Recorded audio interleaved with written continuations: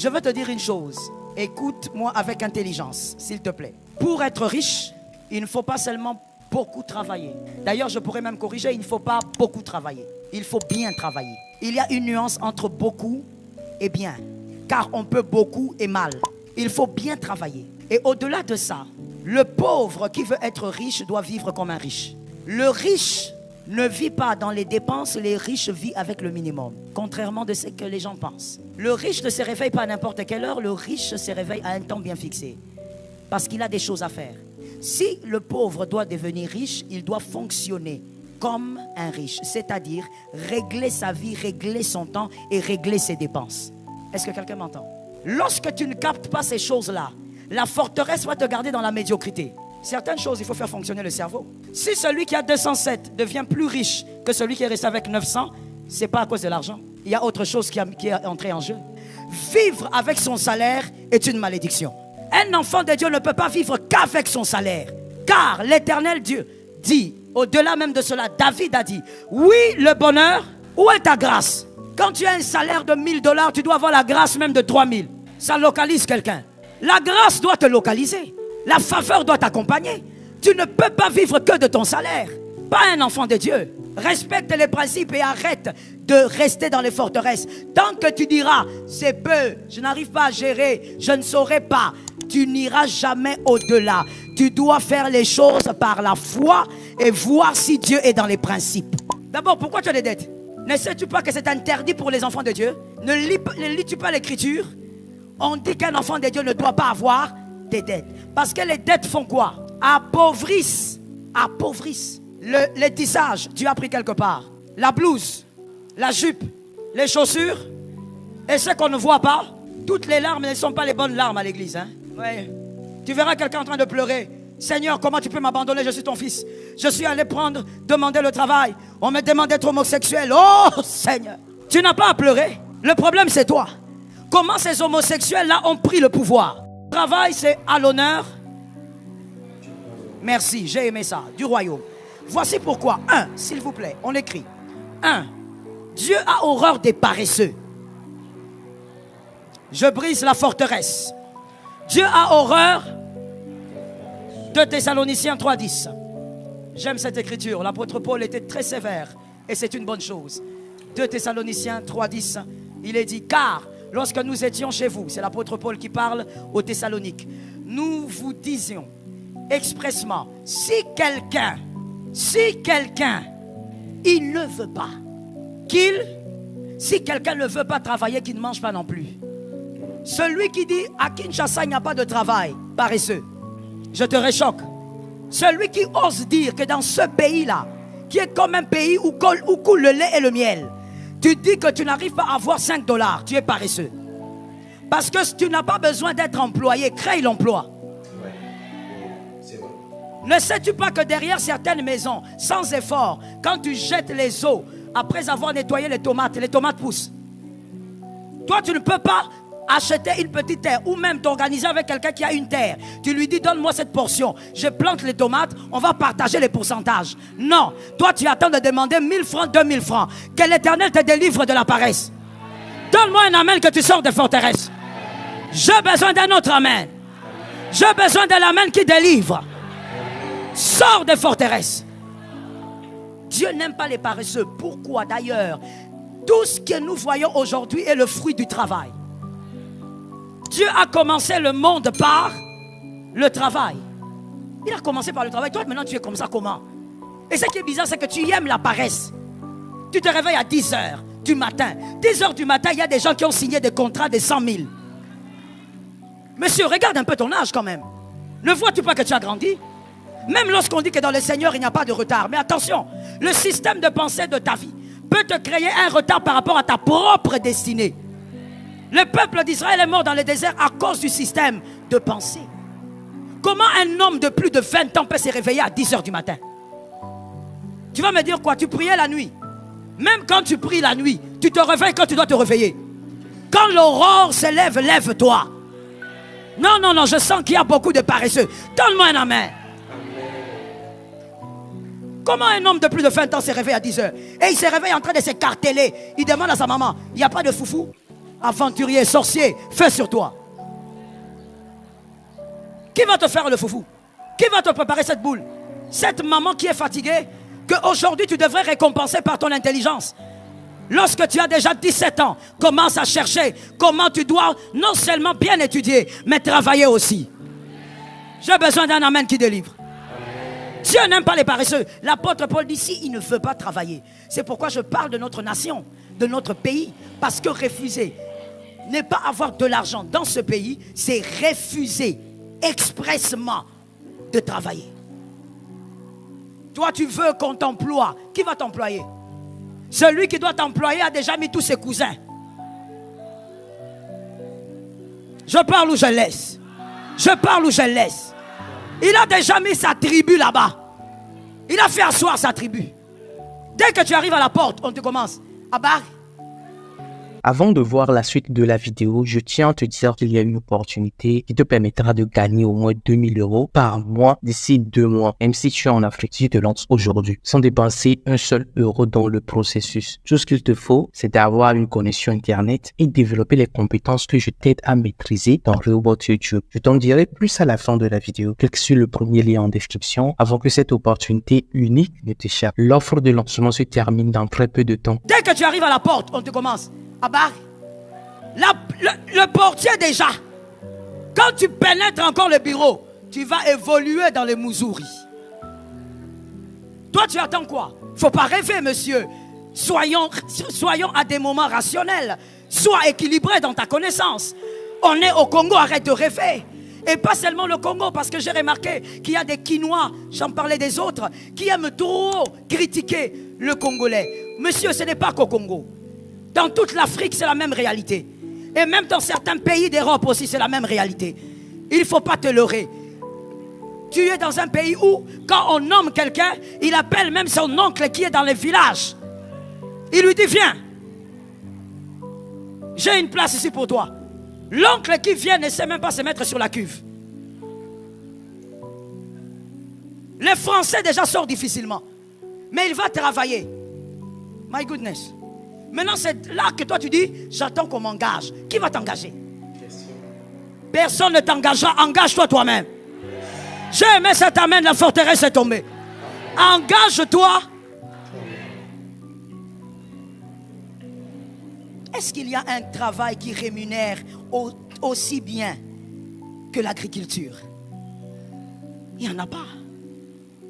Tu achètes ta chèvre, tu mets là-bas. Toi seulement, tu économises pour acheter la chèvre. Le 25 décembre, à ton âge, tu célèbres le 25 décembre quelque chose qui n'a ni tête ni queue.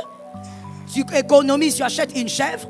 Tu prends la chèvre là qui est vivante, que tu pouvais garder pour accoupler avec un bouc. Tu la coupes, tu la mets dans le congélateur pour que tu manges.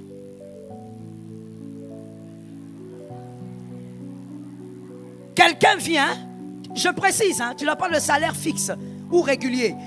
Dieu te fait grâce. Quelqu'un te dit, oh mon frère, j'ai pensé à toi, prends même ce 100 $. Ah merci mon frère.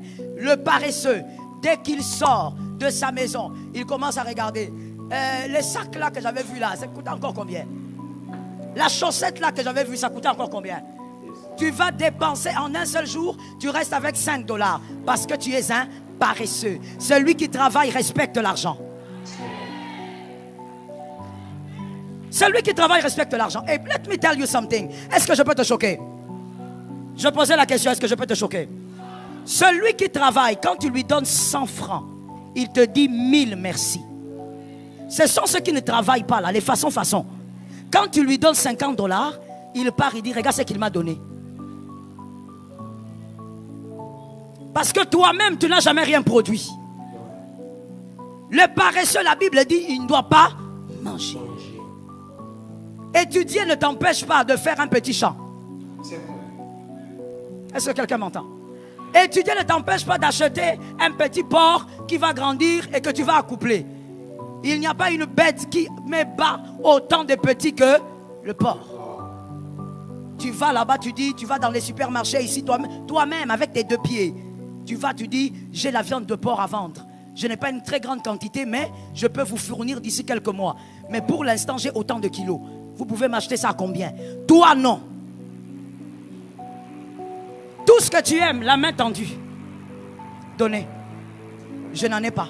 Pourquoi tu n'en as pas? Merci. Il faut que la forteresse soit brisée. Tu dois aimer le travail.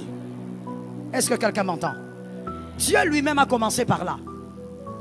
On ne peut pas faire n'importe quel travail.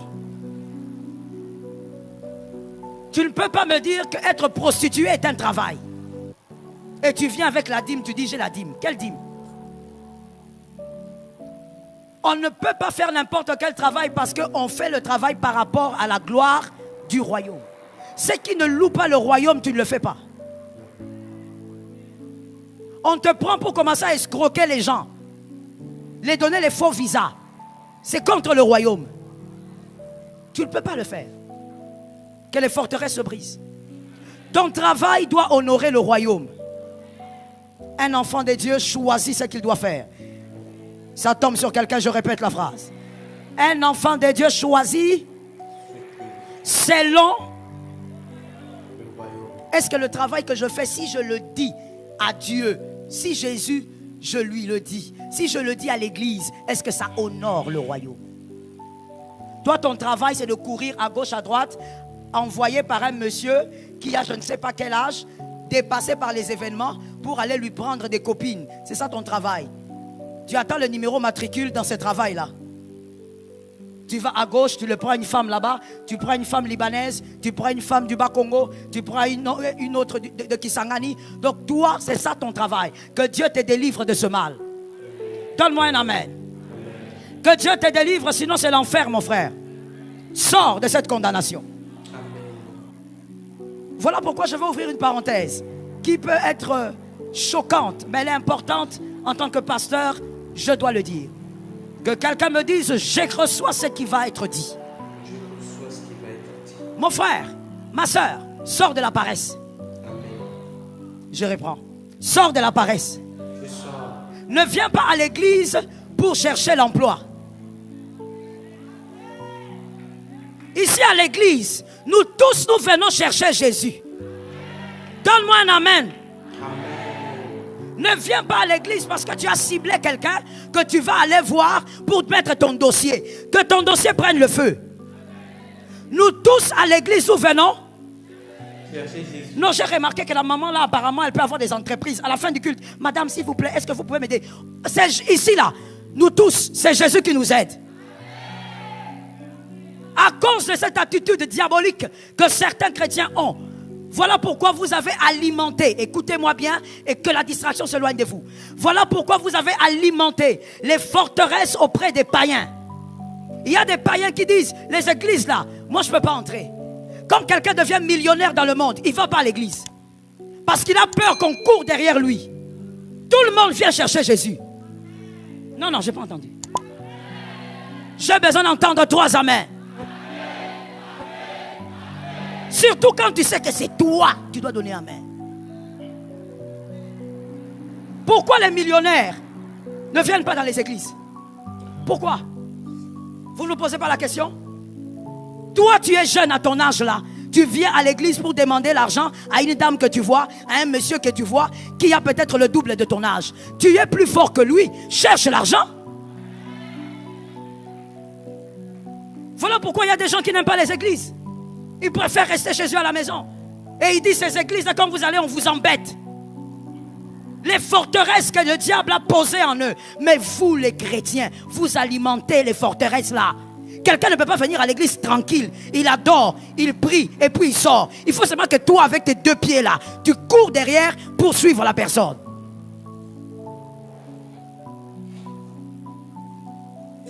Ici là, nous cherchons tous Jésus. Si tu vois quelqu'un entrer ici, c'est qu'il est venu pour qui? Jésus. Lève ta main droite et dis avec moi, mon caractère diabolique, je le brise. Si tu vois le président entrer ici, parce qu'il est venu chercher, il n'est pas venu pour que toi tu commences à suivre derrière. Voilà, mon nom aussi c'est Tshisekedi. Les gens commencent à fuir l'église. À cause de vous, les jeunes qui n'aiment pas travailler, mais seulement demander. Tu demandes quoi? Quelqu'un d'autre va dire, mais pasteur, mais vous ne voyez pas que c'est aussi Dieu, tout concourt. Quand je viens comme ça, je vois que le frère là, il peut me donner un travail. Ne voyez-vous pas que c'est Dieu qui nous a mis ensemble? Mon frère, Dieu ne fait pas les choses comme ça. Dieu, lorsqu'il veut mettre la demande d'emploi de Joseph, il dépose ça dans le cœur de quelqu'un. Les hommes intelligents ont entendu. Les façons n'ont rien entendu. Je dis quoi? Quand Dieu veut faire quoi? Veut déposer la demande d'emploi d'une personne. Qu'est-ce qu'il fait? Joseph n'est pas allé dire, tu vois ce que Dieu a fait? Dieu même est en train de nous confirmer ça par l'histoire de Joseph. Joseph, quand il était dans la prison, il dit à les chansons, souviens-toi de moi. Quand tu partiras, comme tu habites avec le roi, hein, souviens-toi de moi. Les chansons ont fait combien d'années? 2 ans. C'est ça Dieu. Toi, tu viens à l'église pour commencer à suivre les gens ici. Avant même que je te localise, je mets le feu sur toi. Mais non, vous alimentez le mal dans la tête de ceux qui voient les églises au loin. Ils vont dire, tu vois, je t'avais dit que les églises, là, il ne faut pas entrer. Quand tu entres, tout le monde est derrière toi. Est-ce que tu ne vois pas que tu sers le diable? Lorsque Dieu voulait agir avec Joseph, il a attendu que les chansons oublient. Parce que Dieu n'opère pas comme ça. Dieu a pris le CV de Joseph. Il l'a mis dans le cœur de Pharaon. Le Pharaon n'a fait qu'un rêve qu'un seul homme ne pouvait interpréter. Si Dieu veut te connecter à quelqu'un, il va te mettre dans son cœur. Homme de peu de foi. Ne sais-tu pas que courir derrière les hommes, c'est avoir peu de foi? Ne sais-tu pas que le Dieu qui parle, il peut te mettre dans le cœur de quelqu'un? Combien de fois j'ai vu dans l'église, combien de fois, moi j'ai grandi dans l'église, je suis né dans l'église. Combien de fois j'ai vu quelqu'un venir dire, écoute pasteur, je voudrais faire quelque chose, mais j'ai vu une sœur, mais je ne connais pas son nom. Elle est comme ça, comme ça, comme ça. Qui a mis cette personne dans le cœur? C'est Dieu. Tu as tellement, d'abord, ce n'est même pas que tu as peu de foi.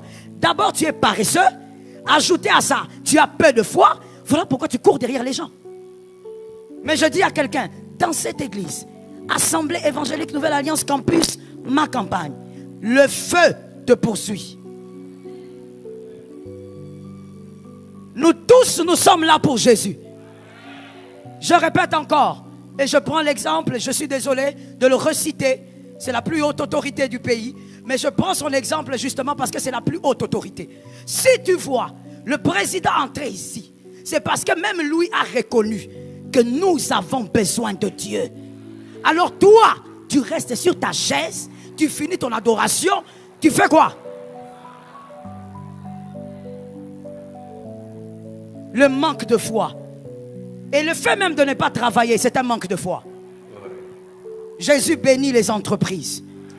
Peu importe ce que tu feras, si ce n'est pas le péché, Jésus bénira. Je oins tes mains au nom de Jésus de Nazareth.